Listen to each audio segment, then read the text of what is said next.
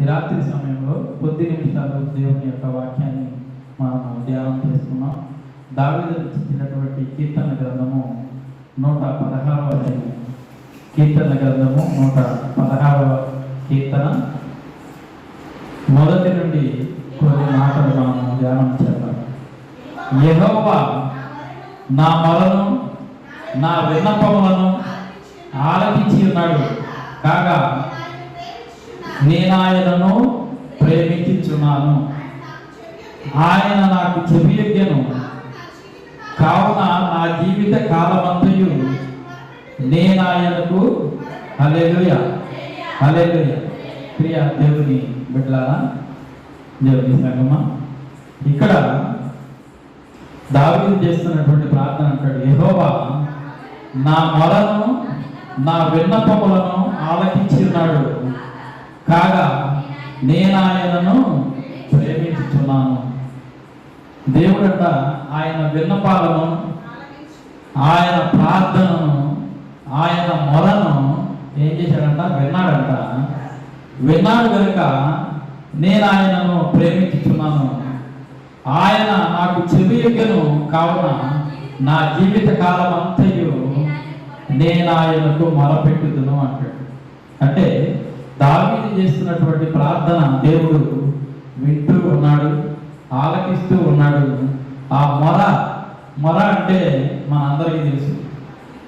మనము ఒక మాటను ఒక వ్యక్తికి, భర్తకు భార్య చెప్పడము, భార్యకి భర్త చెప్పడము, లేకపోతే తల్లిదండ్రుల పిల్లలకు చెప్పడము, ఆ ఒక మాటని పదే పదే చెప్తూ ఉంటే, వాళ్ళు నిర్లక్ష్యం చేస్తూ ఉంటే ఆ యొక్క దానిని మనం ఏమంటామంటే, నేను ఎంతగానో మొరపెడుతున్నా వాడు నా మాట వినటం లేదు అంటాం. అంటే ఒక మాటను అనేక సార్లు ఉచ్చరించడం.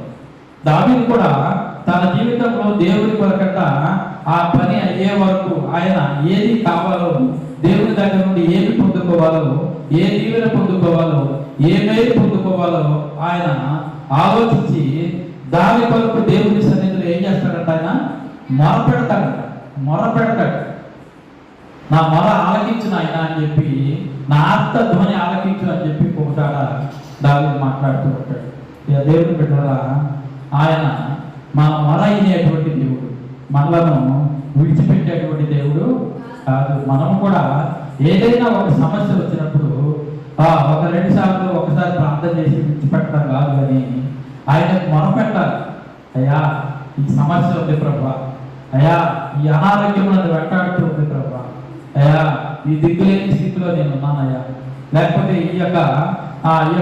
ఈ గుడిసెలో నేను జీవిస్తున్నాను ప్రభా, నాకు నీడ లేదు నాయన, దేన స్థితిలో ఉన్నాను ప్రభా, ఆదరించేవారు లేదు నాయన అని ఆ ఒక్క మాటను ఎత్తి దేవుని సన్నిధిలో మొరపెడుతూ ఉంటే ఆ మొరనంతా ఆయన ఏం చేస్తాడంట? ఆలకిస్తాడంట. ఆ విన్నపాలను దేవుడు ఆలకిస్తాడంట. అలా ఆలకించినప్పుడు ఈయన అంటాడు, కాగా నేను ఆయనను ప్రేమించుతున్నాను. ఎవరైనా మనం ₹1 అడిగారనుకోండి, లేకపోతే ఏదైనా సహాయం అడిగారనుకోండి, ఆ పనిని మనం వెంటనే చేస్తే వారు మనల్ని ఏం చేస్తారు? ప్రేమిస్తారు. నా మాట విన్నాడు, నాకు సహాయం చేశాడు, కాబట్టి నా జీవితంలో ఇది నేను మరిచిపోకూడదు అని చెప్పి మనం ఏం చేస్తాము?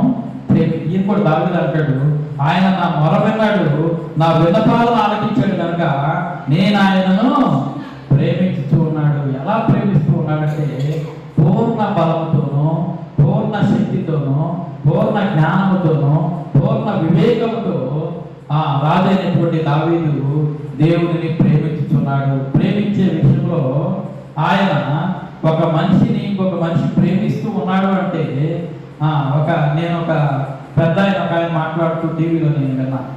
ఎవరంటే ఎస్పి బాలసుబ్రహ్మణ్యం.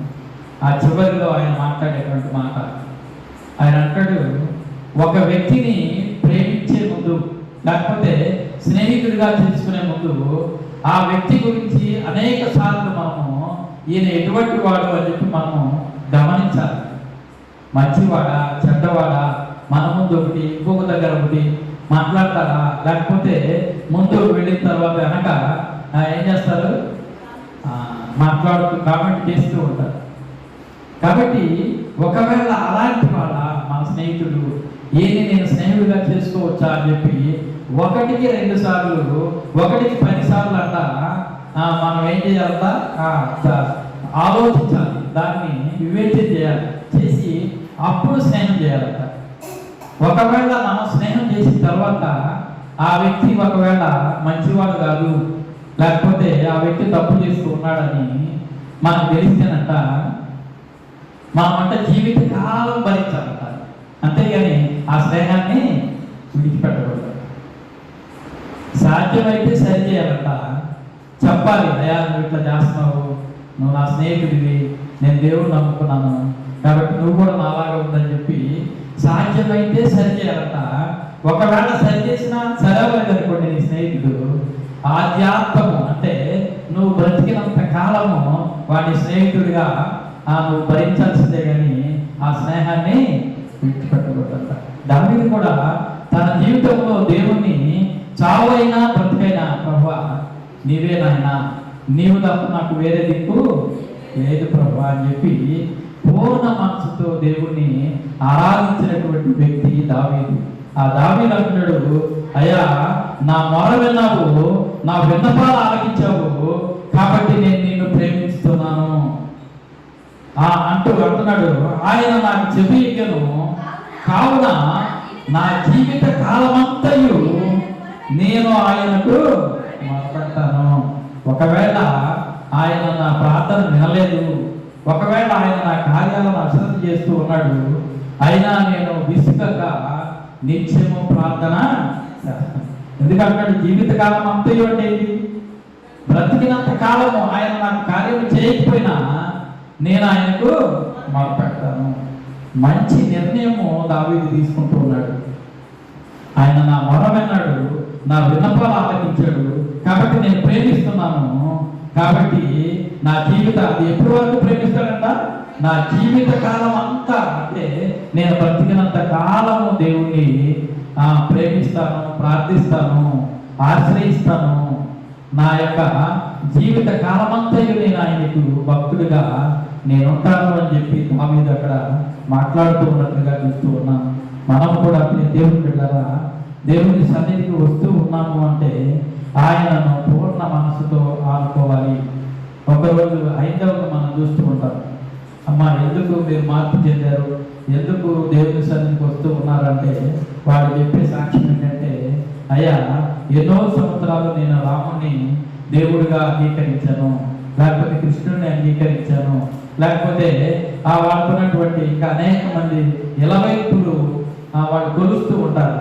వాటన్నింటిని విడిచిపెట్టి ప్రభువులకి ఎందుకు వస్తూ ఉన్నారంటే వాళ్ళు మాకు మేలులు చేయటం లేదు, ఆ దేవుడు మమ్మల్ని ఆదరించటలేదు కాబట్టి మేము ప్రభు దగ్గరకు వచ్చాము అంటే ఈయన ఏం చేస్తూ ఉన్నాడు? ఆదరిస్తూ ఉంటాడు, విన్నపాలను వింటాడు, మన స్థుతుల మీద ఆయన ఆసీనుడు అవుతాడు, మనం పెట్టాడు కనుక వాళ్ళ హైందవులంతా ప్రభువుని అంగీకరించడానికి కారణం అదే. వారు సేవిస్తున్నటువంటి దేవుళ్ళు వారికి మేలు చేయలేదు, వారిని విడిపించలేదు, వారికి నెమ్మదిని ఇవ్వడం లేదు కనుక వాళ్ళు వారి బ్రతుకుగాలమంతా ప్రభు యేసుక్రీస్తుని సొంత రక్షకునిగా అంగీకరించి దేవుని మందిరానికి వస్తూ ఉన్నాము అని చెప్పి సాక్ష్యాలు మనం వింటూ ఉంటాం. కాబట్టి ప్రియ దేవుని బిడ్డలారా మనం కూడా మన జీవితంలో ఆయనను ఎన్నడూ విడిచిపెట్టకూడదు. మనం ఒక హైందవుడు క్రైస్తవుడుగా మారాలి అంటే అనేక ఇబ్బందులు ఉంటాయి. వారి కుటుంబంలో ఉంటాయి, భార్య ద్వారా ఉంటాయి, బిడ్డల ద్వారా ఉంటాయి, వారి యొక్క బంధువుల ద్వారా ఉంటాయి, వారికి కలిగిన వారి యొక్క కుటుంబంలో ఉన్నటువంటి వారందరి ద్వారా వారికి వ్యతిరేకత ఉంటుంది. మనము దేవుని సన్నిధికి వస్తాము, బైబిల్ తీసుకుని వెళుతున్నామంటే మన కుటుంబము, మన బంధువులు, మనకు తెలిసిన వాళ్ళందరూ ఏమంటారు? వాడు మంచి మార్గము ఎంచుకున్నాడు, దేవుడిని తెలుసుకున్నాడు, తాగుడు మానేశాడు, దేవుని సన్నిధికి వెళ్తున్నాడు, వాడు బాగుపడ్డాడని చెప్పి అందరూ చెప్పుకుంటారు. అంతేగాని ఎందుకు వెళ్తున్నాడని చెప్పి అబ్జెక్షన్ అనేది చేయరు. ఎందుకంటే మనము దేవుడిని ఆశ్రయించాము అంటే ఎటువంటి అడ్డంకులు మనకు ఉండవు. మనము ఆయనను సేవించే వారిగా మనం ఉంటే అందరూ సంతోషిస్తారు. హైందవులకు అలా ఉండదు. కాబట్టి దేవుని బిడ్డలారా దేవుణ్ణి మనం ఆరాధించే విషయంలో ఎటువంటి అరమరికలు లేకుండా మనల్ని ఎవరు అభ్యర్థన పెట్టట్లేదు కనుక మనం ఇంకా ఎక్కువగా దేవుణ్ణి ఆరాధించాలి. దొంగతనంగా బైబిల్ దాచుకొని రావాల్సినటువంటి అవసరత మనకు లేదు. మనం చక్కగా బైబిల్ తీసుకొని దేవుని మందిరానికి రావచ్చు. ఇంకా 3వ వచనంలో అంటాడు, మరణ బంధములు నన్ను చుట్టుకొని ఉండెను, పాతాళపు వేదనలు నన్ను పట్టుకొని ఉండెను, శ్రమయు దుఃఖమును నాకు కలిగెను. చాలా ఏమంటాడు, మరణ బంధకములు నన్ను చుట్టుకొని ఉండెను, పాతాళపు వేదనలు నన్ను పట్టుకొని ఉండెను.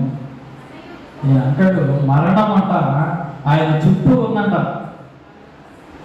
అంటే మరణ బంధకము ఆయన చుట్టూ ఆవరించి ఉంది. మనం చూస్తూ ఉన్నాము, వరదలు వస్తూ ఉన్నాయి. ఆ చెట్టు చిన్న కొమ్మ ఒకటి కనపడతాం బయటికి, దాన్ని పట్టుకుని ఒక వ్యక్తి వేలాడుతూ ఉంటాడు. కింద పడితే ఏమవుతాడు, కొట్టుకుని అతన్ని ఏం ఆవరించి ఉంది ఆయన చుట్టూ? మరణము ఆవరించి ఉంది. నేను మొన్నక యూట్యూబ్లోనే ఎక్కడ చూశాను, ఒక కోతి ఒక చిన్న ఏదో నీళ్ళలో ఒక గుంద లాంటిది పారుతుంది, దానిపైన అది కోతి ఉంది, కింద ముసళ్ళు దాని చుట్టూ తిరుగుతూ ఉన్నాయి. కింద పడితే ఆ ముసళ్ళు తినేస్తుంటారు. ఆ కోతి పైన చూస్తే పైన ఒక చెట్టు ఉంది. ఆ చెట్టు మీద ఒక సింహం కూర్చొని ఉంది. ఒక అది జమ్మి చెట్టు ఎక్కుదామా, కోతి సింహం తినేస్తుంది. నీళ్ళలో పడితే చుట్టూనేమో ముసలు తిరుగుతూ ఉంది. దాని పరిస్థితి ఎలా ఉంటుంది? మరణం ఎదురుగా కనిపిస్తూ ఉంటుంది. ఇంకా నేను అయిపోయాను, ఎటు ముందుకు వెళితే నుయ్య, వెనక్కి వస్తే నుయ్య. అలాంటి పరిస్థితి దావీదుకి దాపరించింది. అలాగా సౌలు దావీదును తరుముతూ ఉన్నాడు, ఇబ్బందులు పెడుతూ ఉన్నాడు. ఎటు వెళ్ళినా దావీదుకి మరణమే శరణ్యముగా ఉంది. ఆయన అంటున్నాడు, మరణ బంధకములు నన్ను చుట్టుకొని ఉండెను, పాతాళపు పాతాళానికి వెళితే ఆ పాతాళపు వేదన నన్ను పట్టుకుంది. పాతాళంలోకి వెళ్తే ఏముంటుంది అక్కడ? ఏడుపును పళ్ళు కొరుకుతాను. మరణించిన వాడు, దేవుడిని ఎరగకుండా మరణించిన వాడు ఆ పాతాళ బిలములోనికి వెళ్తాడు. అక్కడ ఏముంటుందంట? ఏడుపును పళ్ళు కొరుకుతాయి. అవన్నీ దావీదు కళ్ళ ముందు కనిపిస్తూ ఉన్నాయి. దావీదుకి ఇవన్నీ కనిపిస్తూ ఉన్నాయి. ఆయన అంటున్నాడు, మరణ బంధకములు నన్ను చుట్టుకొని ఉన్నాయి. ఒకవేళ నేను ఇప్పుడు దేవుని అంగీకరించకుండాను, లేకపోతే దేవుల్లో నేను పూర్తిగా నిలబడలేని పరిస్థితి వచ్చి నేను చనిపోతే మరణ వేదనలను, పాతాళము వేదన నన్ను పట్టుకొని ఉండెను అని చెప్పి శ్రమ దుఃఖము నాకు కలిగేను. శ్రమ పడుతూ ఉన్నాడు, దుఃఖపడుతూ ఉన్నాడు. మన జీవితంలో కూడా ఇలాంటి సమస్యలు మనకు వస్తూ ఉంటాయి. మరణ బంధకాలు, వేదన పడుతూ మంచం మీద ఉన్నటువంటి స్థితి. మంచం మీద ఉన్న వాళ్ళు మనం చూస్తే వాళ్ళు ఏమి మాట్లాడలేనటువంటి స్థితిలో ఉన్నప్పుడు వారి నుండి మనము చూస్తూ ఉంటే కళ్ళపడే నీళ్లు కాగుతూ ఉంటాయి. ఒకవేళ ఆయన స్థితి అంతా నశించిపోయి అనారోగ్యంలోకి వెళ్ళిపోయి చనిపోవడానికి ఆ దగ్గరలో ఉన్నటువంటి వ్యక్తి దగ్గరికి మనం వెళితే ఆ నోరు తెలిసి మాట్లాడలేనటువంటి ఆ పరిస్థితుల్లో ఆయన మనకిచ్చే జవాబు, ఆయన బాధపడుతున్నారని మనకు తెలిసేది ఆ ఒక్క కన్నీటి ద్వారానే. మనం చూసి ఏం చేస్తూ ఉంటాడు? కన్నీరు కావిస్తూ ఉంటారు. ఇక దేవుని బిడ్డలా అలాంటి స్థితి కూడా మనకు కూడా దాపరించవచ్చు. మనం అన్నీ బాగానే ఉన్నాయి అని అనుకోవటానికి వీలు లేదు. దావీదు లాంటి అంటున్నాడు, మరణ బంధకాలు నన్ను చుట్టుకుని ఉన్నాయి, పాతాళములో నాకు పట్టుకొని ఉంది అని చెప్పి ఇక్కడ ఆయన మాట్లాడుతూ ఉన్నాడు. కాబట్టి ప్రియ దేవుని బిడ్డలారా, మనము చూస్తా ఉన్నాము విజయవాడలో 10 వరకు ఏమీ లేదు, అందరూ పట్టుకొని హ్యాపీగా నిద్రపోతూ ఉన్నారు. 2, 3 ఆ టైంలో తుల్లిపండి వేస్తే అప్పటికే గ్రౌండ్ ఫ్లోర్లో ఉన్న వాళ్ళందరూ నీళ్లు తడిసిపోయి బయట రోడ్ల మీద పరుగులు తీస్తూ ఉన్నారు. ఆ పైన ఉన్న వాళ్ళ ఆర్తనాదాలు చూస్తూ ఉన్నారు. ఇక దేవుని బిడ్డరా, మా తమ్ముడు కూడా పెరిగిన ఉంటున్నాడు, పంచాయతీ ఆఫీస్ పక్కన. మేము మా పిన్ని గారు చనిపోతే మా ఊరు వెళ్ళి వచ్చాము. మేము వచ్చేటప్పుడు 10 అయ్యింది. నేను అన్నా అదే వరద ఎక్కువగా ఉంది కదా, ఇప్పుడు వెళ్ళగానే పిల్లలు తీసుకుని ఇక్కడికి వచ్చేది కాలనీకి ఇబ్బంది పడతారేమో అంటే ఏం కాదు అని చెప్పి 2 కార్లు, కొత్త కార్లు, 2 బుల్లెట్ బైక్ అన్నీ కింద సెలార్లో పెట్టి పైకి వెళ్ళి పడుకున్నారు. 3 గంటలకి నాకు ఫోన్ వచ్చింది, అన్నయ్య మేము మునిగిపోతున్నాము, చూడండి దగ్గరే ఉన్నాము, మునిగిపోతున్నాము, పరిస్థితి బాగాలేదు, పైకి ఫస్ట్ ఫ్లోర్ వరకు వచ్చేసింది నీళ్ళని. మరి కారు అంటే కారు కూడా మునిగిపోయి ఉన్నాయా, కొట్టుకుపోయి అంటే కొట్టుకోలేదు కానీ ఉన్నాయా. ఆ రాత్రి తెలిసిన వాళ్ళు ఉంటే ఆ పడవకి ఫోన్ చేస్తే ఆ పల్లికారులు అతను వచ్చి వాళ్ళని ఆ గాంధీ బొమ్మలా తీసుకొచ్చారు. అప్పటికి అక్కడికి వచ్చినాయి మీరు గాంధీ బొమ్మ దగ్గర తెల్లవారులను 3:30 ఆ టైంలో గతంలో వేసి నేను నా కారు తీసుకుని గాంధీ బొమ్మ దగ్గరికి వెళ్తే ముందు మా తమ్ముడు భార్య పిల్లలు వచ్చారు, తర్వాత వాళ్ళ అల్లుడు మా తమ్ముడు వాళ్ళు వచ్చారు, వాళ్ళందరినీ తీసుకుని వచ్చారు. ఎందుకు చెప్తూ ఉన్నామంటే ఇప్పుడు మనం ఆరోగ్యంగా ఉన్నాం అనుకుంటాము, తర్వాత రేపు పొద్దున మనం ఇస్తామో లేకమో మనకి చక్కగా చెప్పారు, మీరు పంటలకాడ వచ్చేది ఇక్కడికి వచ్చేయచ్చు కదా, పర్వాలేదే అన్నాడు అర్థమైతే కదా. కాబట్టి ప్రియ దేవుడు బిడ్డలారా, మన పరిస్థితి ఏ విధంగా ఉంటుందో మనకి దావీదు లాంటి మహానుభావుడే అంటున్నాడు, గొలియాతుకు చంపినటువంటి వీరుడు అయ్యాక సౌలు ఆయన దొరుకుతూ ఉంటే పారిపోతూ అంటున్నాడు, మరణము నా ముందు ఉంది, మరణం నా చుట్టూ ఉంది, పాతాళ వేదనలు నన్ను పట్టుకొని ఉన్నాయి, శ్రమ దుఃఖము నాకు కలిగేను అంటున్నాడు. కాబట్టి ప్రియ దేవుడు బిడ్డలారా, శ్రమ దుఃఖము ఏడ్పు వేదన ఎప్పుడు మన చుట్టూనే ఉంటాయి. వాటిని ఎవరు తప్పిస్తారంటే మన దేవుడు. హల్లెలూయా. శ్రమ వచ్చినా, ఇరుకు వచ్చినా, వేదన వచ్చినా, అవమానం వచ్చినా మనము దేవుని సన్నిధిలో బలము కలిగిన ప్రార్థన చేస్తూ ఉన్నప్పుడు వాటన్నిటి నుండి ఆయన ఏం చేస్తాడు? తప్పిస్తాడు. యోనా గ్రంథము 2వ అధ్యాయము 2వ వచనం. యోనా కూడా దేవుని సన్నిధిలో ప్రార్థన చేస్తూ ఉన్నాడు. నేను ఉపద్రవములో ఉండి యెహోవాకి మనవి చేయగా ఆయన నాకు ప్రత్యుత్తరం ఇచ్చెను, పాతాళ గర్భముల నుండి నేను కేకలు వేయగా నీవు నా ప్రార్థనను అంగీకరించి ఉన్నావు, నీవు నన్ను అగాధమైన సముద్ర గర్భంలో పడవేసి ఉన్నావు. చాలా మతాలు ప్రియ దేవుని బిడ్డలారా, యోనా బయట ఉన్నప్పుడు దేవుని మాట వినలేదు. దేవుడు చెప్పినటువంటి ఆ యొక్క మాటను నిర్లక్ష్యము చేసినట్లుగా ఇక్కడ మనం చూస్తూ ఉన్నాము. అయితే ఎప్పుడైతే ఆ గొప్ప తిమింగలము యోనాను, ఆ మత్స్యము యోనాను మింగిందో అప్పుడు యోనా ఏం చేస్తూ ఉన్నాడు? ప్రార్థన యెహోవాకి మనవి చేస్తూ ఉన్నాడంట. ఏమని?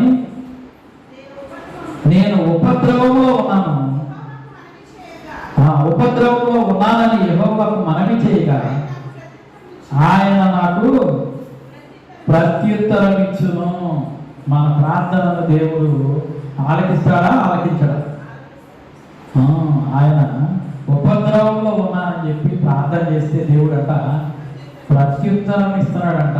కాబట్టి మన దేవుడు మనల్ని విడిచిపెట్టే దేవుడు కాదు.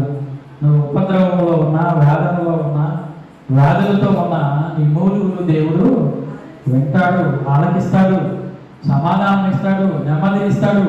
ఆ స్థితిలోనే నిన్ను ఉంచడు. చీకటి ఏ రీతిగా వస్తూ ఉందో, ఉదయం కాలంలో ఏ రీతిగా వెలుగు వస్తూ ఉంటుందో శ్రమలు కూడా అలాగే వస్తూ ఉంటాయి. చీకటిలాగా వస్తాయి. తెల్లారి సంతోషము, ఆనందము, నెమ్మదిని దేవుడు ఇస్తాడు. ఈ యొక్క యోనా విషయంలో కూడా ఆయన ఉపద్రవంలో ఉన్నాడు.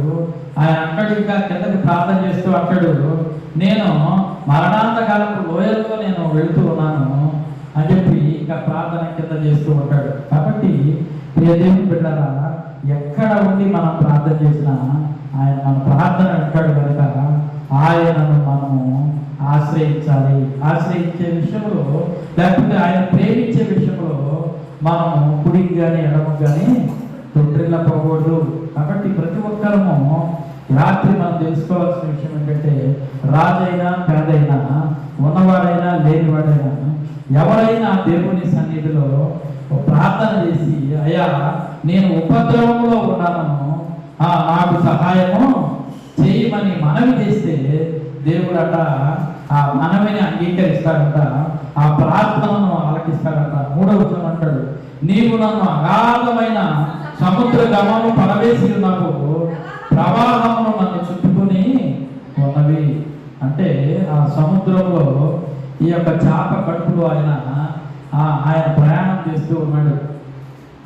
ప్రియ దేవుని బిడ్డలారా, ఈయన అంటున్నాడు, నువ్వు అగాధంలో నన్ను పడవేసి ఉన్నావు. మనం కూడా ఒకప్పుడు దేవుని మాట వినకపోతే ఆయన మన చెయ్యి విడిచిపెడతాడు.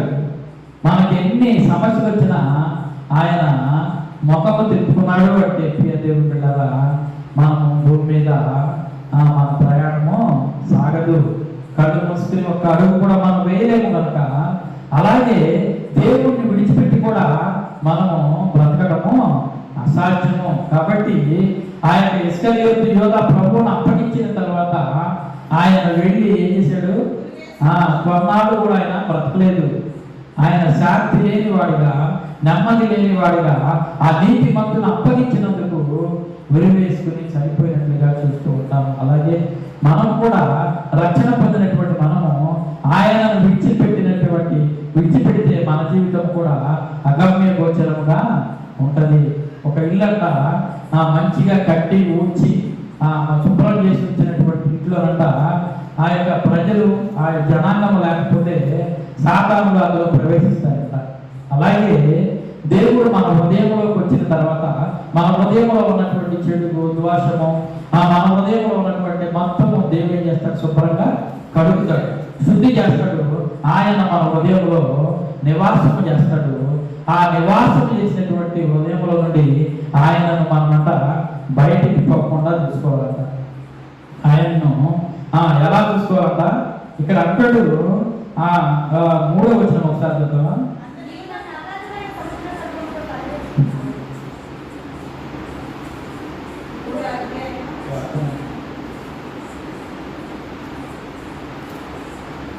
7వ వచనం చదవండి. 116:7. నా ప్రాణమా, కీర్తన గ్రంథము 116:7. నా ప్రాణమా, యెహోవా నీకు క్షేమము విస్తరింపజేసి ఉన్నాడు, తిరిగి నీ విశ్రాంతిలో ప్రవేశించు. దావీదు ప్రాణంతో చెప్తూ ఉన్నాడు. ప్రాణం ఎక్కడ విశ్రాంతి తీసుకుంటుందంట? దావీదు యొక్క హృదయంలో ప్రాణం ఉంది, ఆయనలో ప్రాణం ఉంది. ఆ ప్రాణంతో అంటున్నాడు, నా ప్రాణమా, యెహోవా నీకు క్షేమమును విస్తరింపజేసి. అంటే నువ్వు నిరభ్యంతరంగా నాలో ఉండొచ్చు, నన్ను విడిచి వెళ్ళాల్సినటువంటి అవసరత ప్రాణం అంట. మనము దేవునికి లోబడకుండా లేకపోతే ఇష్టానుసారంగా మనం జీవిస్తూ ఉంటే రక్షణ పొందినటువంటి మనము దేవుని ఆత్మ మనలో నుండి వెళ్ళిపోతుంది. మనలో నుండి ఎప్పుడైతే దేవుని ఆత్మ వెళ్ళిపోతో మనం కూడా సచ్చిన వారితో సమానం. చేప నీళ్ళలో నుండి తీసి బయట వేస్తే ఏమైంది? చనిపోతుంది. అలాగే విశ్వాసమైనటువంటి మనం కూడా ఎప్పుడైతే దేవుడిని విడిచిపెడతామో మన జీవితం కూడా అలాగే ఉంటుంది. కాబట్టి ఆ యొక్క మరి ఆది తండ్రి అయినటువంటి ఆదాముకి 2 కుమారులు ఉన్నప్పుడు వారిలో ఉన్నటువంటి 2వ కుమారుడు ఆయన తన తమ్ముడిని చంపివేసిన తర్వాత దేవుడే ఆయనతో మాట్లాడుతూ ఉన్నప్పుడు అంటాడు, నీ తమ్ముడు ఎక్కడ ఉన్నాడు అంటే, నా తమ్మునికి నేను కావలిగా ఉన్నానని చెప్పి దేవుడితో మాట్లాడుతూ ఉంటాడు. తర్వాత మనం చూస్తూ ఉంటే ఆయన యొక్క జీవితంలో దేవుడు అంటాడు, ఆయనను విడిచిపెట్టాడు కనుక తను ఎలా బ్రతుకుతాడు అంటే దేశ దిమ్మడిగా బ్రతుకుతాడు. దేశ దిమ్మడిగా ఉంటాడు. తన యొక్క మెడలో వెలివేయబడి దేశ దిమ్మడిగా ఉన్నట్లుగా అక్కడ చూస్తాము. అలాగే దేవునిలో నుండి వైదొలిగినటువంటి జీవితము వెలివేయబడినటువంటి జీవితముగా ఉంటుంది. ఆయన కాపుదలలో పచ్చగా ఉన్నటువంటి అప్పటి వరకు చక్కగా సుఖ సంతోషాలతో బ్రతికినటువంటి మనము ఎప్పుడైతే ఆయనను విడిచిపెడతామో మన జీవితం అగమ్య గోచరముగా ఉంటుంది. దావీదు కూడా ఇక్కడ అంటున్నాడు 7వ వచనంలో, నా ప్రాణమా యెహోవా నీకు క్షేమమును విస్తరింపజేసి ఉన్నాడు. ఎవరికంట? దావీదు కాదు క్షేమము, ఎవరికంట? ప్రాణానికంట. నీకు, నా ప్రాణమా యెహోవా నీకు క్షేమమును విస్తరింపజేసి ఉన్నాడు, కాబట్టి నీవు నాలో నుండి వెళ్ళొద్దు, తిరిగి నాలో ప్రవేశించు, నువ్వు నాలో ఉండు అని చెప్పి ప్రాణముతో దావీదు మాట్లాడుతూ ఉన్నాడు. కాబట్టి దేవుడు లేకపోతే మనకు ప్రాణం ఉండదు. దేవుని యొక్క ఆత్మను మనము వెంబడించే వారిగా ఉండాలి. అందుకే బాప్తిసం ఇచ్చి యోహాను ఆయన బాప్తిసం ఇచ్చిన తర్వాత పౌలు గారు ఆయనతో మాట్లాడుతూ అంటాడు, మీరు బాప్తిసం పొందారా అంటాడు. అవునండి అంటాడు. బాప్తిసం పొందినప్పుడు పరిశుద్ధాత్మ మీ మీదకి వచ్చాడా అంటే వాళ్ళంటారు పరిశుద్ధాత్ముడు ఉన్నాడనే విషయం మాకు తెలియదు అంటారు. కాబట్టి ఆ పరిశుద్ధాత్మ రక్షణ పొందినటువంటి మనము, బాప్తిసం పొందినటువంటి మనము ఆ పరిశుద్ధాత్మ అనుభవం కలిగిన వారిగా మనం ఉంటారు. ఎప్పుడైతే ఆ పరిశుద్ధాత్మ మనలో ఉంటుందో ఈ దాడి చేసినటువంటి ప్రార్థన మనము చేయగలుగుతాము. ఈయన ఈ అన్ని శ్రమల గురించి, బద్ధకాల గురించి, వేదనల గురించి అన్ని మాట్లాడుకుంటూ వస్తూ ఆయన అంటున్నాడు, ఇంకా ఆయన అంటున్నాడు, నా ప్రాణమా యెహోవా నీకు క్షేమమును విస్తరింపజేసి ఉన్నాడు, తిరిగి నీవు విశ్రాంతిలో, అంటే ఏంటి? నీవు నా హృదయం నాలో ఉండు, నీవు నాలో నివాసము చెయ్యి, నా ప్రాణమా నీవు నన్ను విడిచిపెట్టి వెళ్ళొద్దు, నువ్వు వెళ్ళిపోతే నేను చనిపోయిన ప్రాణం పోయిన తర్వాత ఏమంటాము? శవం అంటాము. అంటే ప్రాణం పోయిన అంతవరకు పేరు పెట్టి పిలుస్తాము, ప్రాణం పోగానే ఏమంటాము? శవము. అంటే దేనికి పనికిరానటువంటి స్థితి, నిశ్చేష్టమైనటువంటి స్థితి. అప్పటి వరకు అన్న, తమ్ముడు, బావ, బామ్మలు అందరితో కలిసి పలకరింపుగా ఉన్నటువంటి మనము ఎప్పుడైతే ఆ ప్రాణం బదులో మనం నిశ్చేష్టులుగా మనం ఉండిపోతాము. అందుకే అంటాడు, దేవుడు నాకు క్షేమం కలిగేశాడు, నీవు నాలో నుండి వెళ్ళిపోదాం అనుకుంటున్నావేమో, తిరిగి నాలో నువ్వు ప్రవేశించు, నువ్వు నెమ్మదిగా ఉండు, నా ప్రాణమా నాలో ఉండి విశ్రాంతి తీర్చుకో, నేను ఆయన ఆరాధిస్తూ ఉన్నాను. కొంతమంది ఏం చేస్తారంటే బ్రతికినంత కాలము విశ్రాంతి, నెమ్మది అనేది వాళ్ళకి ఉండదు. వాళ్ళ జీవితంలో ఎప్పుడు వేదన, రోదన, ఎప్పుడు చూసినా అశాంతి, నెమ్మది లేని పరిస్థితి. ఎంత సంతోషంగా చూద్దామని మనం ప్రయత్నం చేసినా సంతోషం అనేది వారి జీవితంలో ఉండదు. ముగ్గురు నలుగురు పనులు చేస్తూ ఉంటారు, పెద్ద ఇల్లు ఉంటుంది, లేకపోతే అందరూ పనిచేసి ఉద్యోగాలు చేస్తూ లేకపోతే పనిచేస్తూ సంపాదిస్తూ ఉంటారు, కానీ ఏముండదు? నెమ్మది ఉండదు, శాంతి ఉండదు. దీనికి కారణం ఏంటంటే వారు బలము కలిగినటువంటి దేవుణ్ణి వారు ఆశ్రయించలేకపోవడం వలన వారికి ఆ శ్రమలు వస్తూ ఉంటాయి. కాబట్టి ప్రియ దేవుని బిడ్డలారా, ఏబు కూడా 42వ అధ్యాయము 16వ వచనంలో ఏబు కూడా తన ప్రాణంతో ఈ మాట మాట్లాడి ఉండొచ్చు. ఏబు కూడా అంటాడు 42 చివరిలో ఉంటాడు, అటు తరువాత ఏబు 140 సంవత్సరములు బ్రతికి కుమారుల కుమారులను 4 తరముల వరకు చేశాను. అప్పుడు ఏబరు అంటాడు, నా ప్రాణమా నీవు నాలో నెమ్మదిగా ఉండు. అప్పటి వరకు ఏమి లేదు, నెమ్మది లేదు. అప్పటి వరకు ఇబ్బంది పడుతూ ఉన్నాడు, అప్పటి వరకు సమస్యల్లో ఉన్నాడు, అప్పటి వరకు వేదనలో ఉన్నాడు. తన యొక్క శరీరం అంతా కుళ్ళిపోతూ ఇబ్బందులు పడుతూ ఉన్నాడు. తన కుటుంబం అంతా చనిపోయిన పరిస్థితి కూడా తనకు దాపరించింది. ఆ తరువాత ఏబు 140 సంవత్సరాలు బ్రతికాడు. అప్పుడు ఏబరు అంటాడు, నా ప్రాణమా నాలో నీవు విశ్రాంతి తీర్చుకో, నాలో నీవు నెమ్మది కలిగి ఉండు అని చెప్పి ఏబు ప్రార్థన చేసి ఉండవచ్చు. కాబట్టి ప్రియ దేవుని బిడ్డలారా, మనం కూడా మన ప్రాణంతో మనము అప్పుడప్పుడు ముచ్చటించుకుంటూ ఉండాలి. నా ప్రాణమా నీవెందుకు తొందర పడుతూ ఉన్నావు, నువ్వు నిరీక్షణ ఉండు అని చెప్పి మనం కూడా మాట్లాడుకోవచ్చు. అందుకే అంటున్నాడు, ఈ మరణము నుండి నా ప్రాణమును, కన్నీళ్లు విడవకుండా నా కన్నులను, జారి పడకుండా నా పాదములను నీవు తప్పించి ఉన్నావు. మరణం చూడకుండా మమ్మల్ని ఆయన తప్పిస్తాడు, జారి పడకుండా మనల్ని కాపాడుతాడు, కన్నీళ్లు విడవకుండా ఆయన మన కన్నులను జాగ్రత్త చేస్తాడు. కాబట్టి ప్రియ దేవుని పిల్లరా, ఆయన మనలను బ్రతికించే దేవుడు. ఈ ప్రకటన గ్రంథంలో ఉంటుంది 12:9. ప్రకటన గ్రంథము 12:9 కాగా సర్వలోకమును చదువు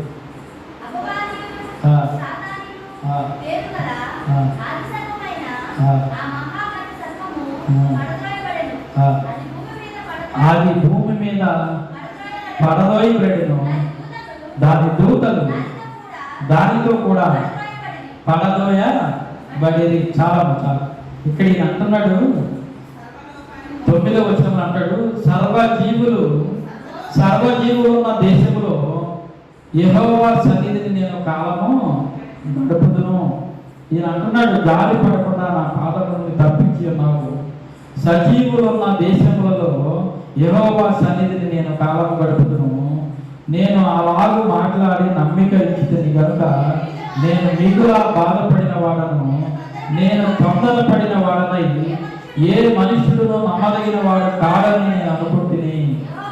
యెహోవా నాకు చేసిన ఉపకారములన్నింటిలో నేను ఆయనకేమీ చెల్లించదను. నేను అంటున్నాడు, మరణము నుండి నా ప్రాణమును, కన్నీళ్లు విడిపడకుండా నా కన్నులను, జారి పడకుండా నా పాదములను తప్పించి ఉన్నావు. జారి పడకుండా ఆయన మన పాదాలను తప్పించేటువంటి దేవుడు. కీర్తన గ్రంథము 12:9 ఏమంటున్నాడు? ప్రకటన గ్రంథం 12:9 ఆయన అంటున్నాడు, ఈ భూమి మీదంతా సాతాను తన సమూహంతో త్రోసివేయబడి ఉన్నాడు. ఆ సాతాను త్రోసివేయబడినటువంటి ఈ భూమి మీద మనము కూడా ఉన్నాము, నివసిస్తూ ఉన్నాము. కనుక వాడు మన మీద అనేకమైనటువంటి ప్రయత్నాలు చేస్తూ మనకు వ్యాధులు రప్పిస్తూ ఉంటాడు, అవమానాలు రప్పిస్తూ ఉంటాడు, లేకపోతే అనుమానాలు రప్పిస్తూ ఉంటాడు, లేకపోతే ఇరుకుని ఇబ్బందులు పెడుతూ ఉంటాడు. ఎందుకంటే వాడు మన దగ్గరే ఉన్నాడు కనుక. కాబట్టి వాడితో జీవిస్తున్నటువంటి మనము ఆ యొక్క దేవుని ఆ యొక్క పరిశుద్ధుడైనటువంటి దేవుని బిడ్డలుగా మనము వాడితో ఉంటున్నటువంటి మనము ఎటువంటి కళంకము మనకు రాకుండా ఆ సాతాను కుతంత్రాల నుండి మనము ఆ తప్పింపబడేవారిగా మనం ఉంటూ మనము జాగ్రత్త కలిగి మనము ఉండాలి. ఈయన అంటున్నాడు, మరణము నుండి నా యొక్క ప్రాణమును, కన్నీళ్లు విడవకుండా నా కన్నులను, జారి పడకుండా నా పాదాలు. ఆయన భూమి మీద మనం నడుస్తూ ఉన్నాం కనుక మనం జారిపోతూ ఉంటాము. ఎలాగా? నిన్న మా అమ్మగారు ఫోన్ చేసి ఫ్లిప్కార్ట్లో ఉన్న వాళ్ళకి కూడా బియ్యం ఇస్తున్నారంట. పని అమ్మాయి వచ్చి చెప్పిందంట, అమ్మగారు బియ్యం ఇస్తున్నారు, మీ కాపు తీసుకుని వెళ్దాం పదా అన్నట్టు. నాకు ఫోన్ చేసి నేను కూడా వెళ్ళనా అంటారు. నేనన్నా ఇల్లు మునిగిపోయి లేకపోతే పేదవాళ్ళు వాళ్ళు తీసుకుని వాళ్ళు ఏదో 4 రోజుల కాలం గడుపుతారు. నీకు ఏం కావాలని నువ్వు వెళ్ళి ఆ కారు తీసుకువెళ్ళి ఆ యొక్క వరుసలో నిలబడి తీసుకుని వస్తావు. మనం తీసుకోకపోతే వేరే ఎవరికైనా పేదవాళ్ళకి వెళ్తుంది కదా, అది వాళ్ళు కొన్నాళ్ళు బతుకుతారు. నీకు ఏం అవసరమైంది ఇప్పుడు ఆయన మాటని నువ్వు వెళుతూ ఉన్నానని చెప్పాను అన్న. ఎందుకంటే వాడు ఏం చేస్తూ ఉంటాడంట, మన కాళ్ళను జారిపెట్టి చేస్తాడు. ఇప్పుడు ఆమె ఏం చేస్తుంది, నేను అంటే ఈ క్వార్టర్స్లో నుండి ఆ మంచి చీర కట్టుకుని వెళ్ళి ఆ కాపు కట్టుకుని ఆ యొక్క ఆవిడకి ఇచ్చేటువంటి ఆ దారిలో నిలబడి 2 గంటలు ఆ రాశి మీద తీసుకుని వస్తుంది. కాబట్టి వాడు ఏం చేస్తాడు అంటే ఒక ప్లాన్ మనకి ఇస్తాడు, నువ్వు ఇట్లా చెయ్యమ్మా అని. మనం ఏం చేయాలంట, మన కాళ్ళు జారకుండా మనము చూసుకోవాలి. పురుషులు కానీ స్త్రీలు కానీ అందమైనవి మనకు చూపిస్తూ ఉంటుంది. నువ్వు దాన్ని అనుభవించు, లేకపోతే నువ్వు అటు వెళ్ళు, ఇది బాగుంటుంది కదా, అది బాగుంటుంది కదా అని. అప్పుడు మనం ఏం చేయాలి, సాతానా అని చెప్పి మనము దేవుడి వైపే మనం చూడాలి. జ్ఞానం మన మనోనేత్రాలు తెరిచి దాని గురించి మనం ఆలోచన చేయాలి. అలా చేస్తేనే మనం రక్షింపబడడానికి తాలూకాలు మనలో ఉంటాయి. ఇంగువ కట్టిన గుడ్డంట, అది కాల్చినా కానీ బూడిదైపోయినా కానీ ఆ వాసనే వస్తుందంట. మనం కూడా రక్షణ పొందినటువంటి మన జీవితంలో బ్రతుకు కాలం అంతా ఒకవేళ ఏబులాగా శ్రమలు పడినా, ఇరుకులు ఇబ్బందులు పడినా, ఒకవేళ మరణమే మనం ఇవ్వాల్సి వచ్చినా ఇవ్వడానికి షడ్రకు మిషన్కు వలె మనము ఎదురుగా మన యొక్క ప్రాణాన్ని పెట్టడానికి కూడా మనం సిద్ధంగా ఉండాలి. కాబట్టి ప్రియ దేవుని పిల్లరా, నేను ఒకసారి చెప్పాను, ఒక ముసలం మా పక్కనలో వెళుతూ ఉందంట.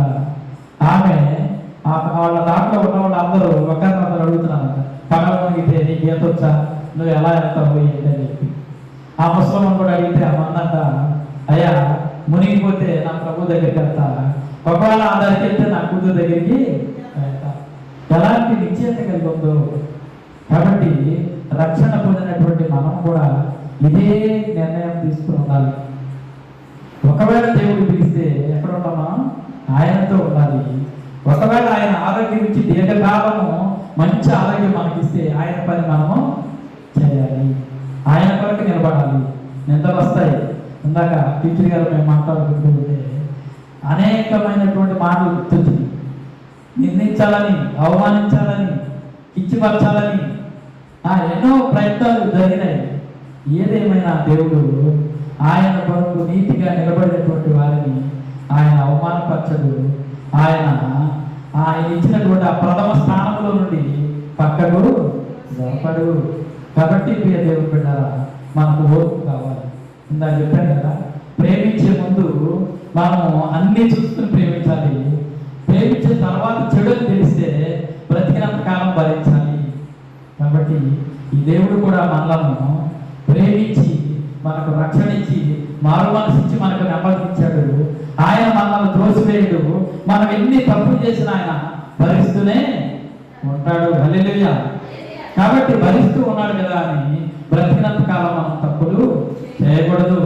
ఆయన బిడ్డలుగా నీతి కలిగిన వారిగా బ్రతకడానికి ప్రయత్నము చేయాలి. కాబట్టి రక్షించినటువంటి దేవుడు, బలపరిచినటువంటి దేవుడు, ఆదరించినటువంటి దేవుడు, శారీరించినటువంటి దేవుడు నువ్వు ఎన్ని తప్పులు చేసినా ఇంకా తెలుసుకుంటాడు, ఇంకా తెలుసుకుంటది, ఇంకా తెలుసుకుంటాడు అని చెప్పి ఆయన చూస్తూ ఉంటాడు, భరిస్తూ ఉంటాడు. ప్రియ దేవుని బిడ్డలారా, ఆయన సహనాన్ని, ఆయన ఓర్పుని మనం పరీక్షించకుండా ఆయన వైపు నీతి కలిగి మనం నిలబడితే మనకు మేలు ఇస్తాడు, మన కుటుంబానికి మేలు ఇస్తాడు.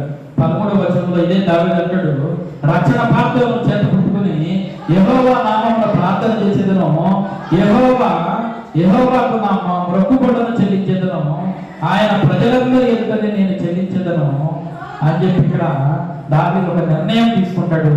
ఎంత చేసినటువంటి దేవుడికి నేనేం చేస్తాను? యెహోవా 12వ వచనం అంటాడు, యెహోవా నాకు చేసిన ఉపకారములన్నింటిని బట్టి నేను ఆయనకేమి చెల్లించేదను, రక్షణ పాత్రను చేతపుచ్చుకొని యెహోవా నామమున ప్రార్థన చేస్తాను. హల్లెలూయా. మన నిర్ణయం కూడా అలాగే ఉండాలి. ఆయన నాకు రక్షణ ఇచ్చాడు, ఆయన నాకు ఊపిరిచ్చాడు, ఆయన నాకు రూపునిచ్చాడు, ఆయన నన్ను ఎంతగా దీవించాడు. కాబట్టి ఆయన ఇచ్చినటువంటి ఈ రక్షణ పాత్రను, లేకపోతే ఆయన ఇచ్చినటువంటి ఆరోగ్యమును, ఆయన ఇచ్చినటువంటి ఐశ్వర్యమును, ఆయన ఇచ్చినటువంటి ధనధాన్యాలను నేను అనుభవిస్తూ నా బ్రతుకాలమంతా ఆయన సన్నిధిలో నేను జీవిస్తాను. నేను ఆయన సన్నిధిలో ప్రార్థన చేస్తాను. నేను ఆయనకు చేసినటువంటి మొక్కుబడులను నేను చెల్లిస్తుంటాను అని చెప్పి దావీదు నిర్ణయం తీసుకుంటాడు. కాబట్టి ప్రియ దేవుని బిడ్డలారా, మన నిర్ణయాలు దేవుని సన్నిధిలో ఎలా ఉంటూ ఉన్నాయి? ఒకవేళ ఆపద వచ్చినప్పుడు ఏమన్నా మొక్కుబడి చేసుకుంటూ ఉన్నాను, అయ్యా నన్ను ఈ ఉపద్రవం నుండి విడిపించు, నేను నీ సాక్షిగా ఉంటాను అని చెప్పి అలాంటి సాక్ష్యాలు ఆయన చేసిన తర్వాత ఎన్నో మనం వాయిదా వేస్తాం. వాటన్నింటిని వాయిదా వేయకుండా దావీదు అంటున్నాడు, ప్రజలందరి ఎదుటనే నేను వాటిని చెల్లిస్తాను అంటున్నాడు. కాబట్టి మనము అలా కృతజ్ఞతాస్తుతులు చెల్లిస్తే ఆ చూస్తున్నటువంటి దేవుడు సంతోషిస్తాడు. మనలను, మన కుటుంబాలను, మన బిడ్డలను దీవిస్తాడు. ఒకవేళ మరణాంత కాలము మనము చుట్టుముట్టిన వాటన్నింటి నుండి దేవుడు విడిపించి మనకు సంతోషము, సమాధానము, నెమ్మదినిస్తూ మనలో, మన కుటుంబాలను, మన ప్రాణాలకు నెమ్మదినిచ్చి మన కుటుంబాలకు నెమ్మదిని కూడా దేవుడు అనుగ్రహిస్తాడని ఆశిస్తూ ఈ నా మాటను ముగిస్తున్నా. ప్రభువైన యేసుక్రీస్తు నామములో వాక్యమైనటువంటి మీ అందరికీ వందనాలు చెల్లిస్తూ ఉన్నా. మాటలు విన్నాం. చిన్న ప్రార్థన చేసుకుని మనం దేవుని సన్నిధి నుండి సెలవు తీసుకున్నాం. ఆ యొక్క అనేక మంది ఈ వరదల వల్ల ఇబ్బందులు పడ్డారు. కాబట్టి మనము వారి కొరకు కొద్ది నిమిషాలు, ఎక్కువ సమయం కాదు కానీ కొద్ది నిమిషాలు వారి కొరకు మనం ప్రార్థన చేస్తాం.